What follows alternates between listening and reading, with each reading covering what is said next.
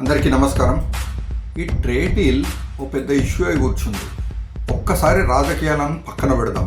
నాదేం party, నీదేం party, నీకే party ఇష్టం, నాకే పార్టీ ఇష్టం, ఇవన్నీ వద్దు. అందరము భారతీయులుగా ఆలోచిద్దాం. ఏ దేశంతోనే ట్రేడ్ డీల్ చేసినా మన భారతదేశం బాగుపడాలి, అందరం ఒప్పుకుంటాం కదా. ఇక విషయానికి వద్దాం. రీసెంట్గా జరిగిన ఇండియా అమెరికా ట్రేడ్ డీల్ గురించి మాట్లాడుకుందాం. ఇంతకుముందు మన భారతదేశం అమెరికాలో ఎప్పుడైతే ప్రోడక్ట్స్ అమ్ముతుండేనో అమెరికా మన దగ్గర 2.9% ట్యాక్స్ వసూలు చేస్తుండే.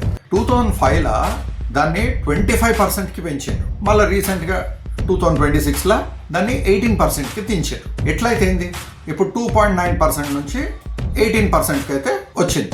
అండ్ మనం కూడా అమెరికాతో చాలా ట్యాక్స్ వసూలు చేస్తుండే. కొన్ని ప్రోడక్ట్స్కి అయితే 29% దాకా వసూలు చేస్తుంటుంది.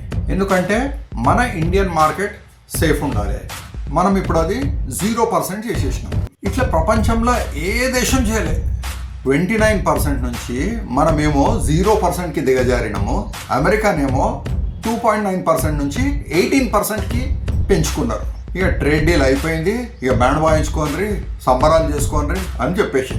మనం స్వతంత్ర భారతదేశంలో ఉన్నామా, ఇంకా ఎవరికైనా గులాంగిరి చేస్తున్నామా అర్థమైతలేదు. ఎందుకు ట్రంప్కి లొంగుతున్నాడు నరేంద్ర మోడీ గారు అనేదే క్వశ్చన్.